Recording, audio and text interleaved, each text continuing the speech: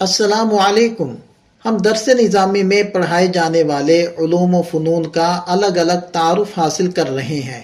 ان علوم میں سے ایک نہایت اہم علم ہے علم حدیث۔ جناب سرور کائنات حضرت محمد مصطفیٰ صلی اللہ علیہ وسلم کے بے شمار معجزات میں سے ایک عظیم معجزہ یہ ہے کہ آپ صلی اللہ علیہ وسلم کی زندگی کا ہر پہلو ولادت سے لے کر وصال تک تاریخ کے ریکارڈ میں نہ صرف موجود بلکہ مکمل محفوظ ہے۔ یہ اسلام کی صداقت کی وہ دلیل ہے جس کی مثال کسی دوسری قوم کے پاس نہیں ملتی۔ حضرات صحابہ کرام رضوان اللہ علیہم اجمعین نے نہ صرف آپ علیہ السلام کی باتیں محفوظ کی بلکہ آپ علیہ السلام کی کیفیات، ماحول اور جسمانی حرکات و سکنات تک کو امت تک پہنچایا۔ علم حدیث اسی عظیم علمی اور تحقیقی ورثے کی حفاظت کا نام ہے۔ حدیث کا لغوی معنی بات چیت، گفتگو یا نئی بات کے ہیں، اور اصطلاحی طور پر نبی پاک صلی اللہ علیہ وسلم کے اقوال، افعال، تقریرات، یعنی صحابہ کا وہ عمل جس پر نبی پاک صلی اللہ علیہ وسلم نے خاموشی اختیار فرمائی، اور آپ علیہ السلام کے احوال کو حدیث کہا جاتا ہے۔ محدثین کے ہاں اس علم کی دو بنیادی قسمیں ہیں۔ پہلی قسم علم حدیث روایتاً، یہ وہ قسم ہے جس کے ذریعے آپ صلی اللہ علیہ وسلم کے اقوال، افعال اور احوال کو نقل کرنے، انہیں ضبط کرنے اور ان کے الفاظ کو لکھنے کا طریقہ جانا جاتا ہے۔ دوسری قسم علم حدیث درایتاً، یہ وہ قوانین ہیں جن کے ذریعے روایت کی حقیقت، اقسام، راویوں کے احوال اور قبول و رد کی مستند شرائط کو پرکھا جاتا ہے۔ علم حدیث کا پورا ڈھانچہ دو ستونوں پر قائم ہے۔ پہلا ستون ہے سند، یعنی ان لوگوں کے ناموں کا وہ تسلسل جو ہم تک حدیث پہنچاتا ہے، اور دوسرا ستون ہے متن، یعنی وہ اصل کلام یا بات جو نبی پاک صلی اللہ علیہ وسلم کی طرف منسوب ہے۔ تفہیم کی خاطر حدیث کو تین بنیادی حصوں میں تقسیم کیا گیا ہے۔ حدیث قولی، یعنی وہ تمام روایات جن میں نبی پاک صلی اللہ علیہ وسلم نے زبان مبارک سے کوئی حکم دیا یا بات فرمائی۔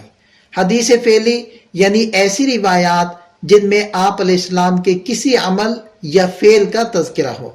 حدیث تقریری، یعنی وہ عمل جو آپ علیہ السلام کے سامنے کیا گیا اور آپ علیہ السلام نے اس سے منع نہیں فرمایا، جو اس کام کے جائز ہونے کی دلیل بن گیا۔ حدیث کی حفاظت کے لیے مسلمانوں نے اسماء الرجال جیسا منفرد فن ایجاد کیا۔ یہ وہ نظام ہے جس میں لاکھوں راویوں کی مکمل تفصیلات محفوظ ہیں، ان کا خاندان، سچائی کی عادت، حتیٰ کہ ان کا حافظہ اور یادداشت کیسی تھی۔ محدثین نے ہر راوی کو خوب پرکھا تاکہ سچی اور جھوٹی بات میں فرق کیا جا سکے۔ یہ جانچ پڑتال کا وہ نظام ہے جو دنیا کی کسی اور قوم یا تاریخ کے پاس موجود نہیں۔ ارشاد باری تعالیٰ ہے وَأَنزَلْنَا إِلَيْكَ الذِّكْرَ لِتُبَيِّنَ لِلنَّاسِ مَا نُزِّلَ إِلَيْهِمْ۔ اے حبیب، ہم نے آپ پر بھی یہ قرآن اس لیے نازل کیا ہے تاکہ آپ لوگوں کے سامنے ان باتوں کی واضح تشریح کر دیں جو ان کے لیے اتاری گئی ہیں۔ قرآن اصل قانون اور آئین ہے، اور حدیث اس کی عملی تشریح اور تفصیل ہے۔ قرآن نے نماز کا حکم دیا، لیکن نماز کی کیفیت اور رکعتیں حدیث نے سکھائیں۔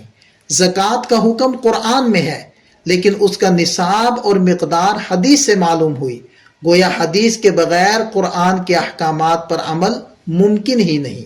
اس علم کو سیکھنے کا اصل مقصد دونوں جہانوں کی کامیابی ہے۔ اس علم کے چند اہم فوائد ذکر کرتے ہیں۔ سنت نبوی کی حفاظت، یعنی یہ یقین برقرار رکھنا کہ آپ صلی اللہ علیہ وسلم کا طرز زندگی جیسا تھا ویسا ہی امت تک پہنچتا رہے۔ فتنوں سے حفاظت، یعنی جھوٹی، من گھڑت اور غلط روایات کو پہچان کر الگ کرنا تاکہ دین اپنی اصل شکل میں محفوظ رہے۔ عملی رہنمائی، یعنی عبادات، اخلاق، معاملات اور معاشرت کا صحیح نمونہ حدیث سے ہی ملتا ہے۔ ایمانی پختگی، یعنی جب انسان جان لیتا ہے کہ یہ الفاظ واقعی نبی پاک صلی اللہ علیہ وسلم کے ہیں تو اس کے ایمان اور کردار میں مضبوطی پیدا ہو جاتی ہے۔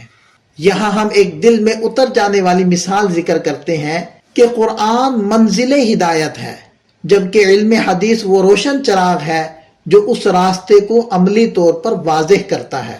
خلاصہ یہ ہے کہ علم حدیث وہ عظیم فن ہے جو ہمیں نبی پاک صلی اللہ علیہ وسلم کی اصل اور ثابت شدہ باتوں تک بغیر کسی ملاوٹ کے پہنچاتا ہے۔ ملتے ہیں ایک مزید علم کے تعارف کے ساتھ۔ والسلام ورحمۃ اللہ۔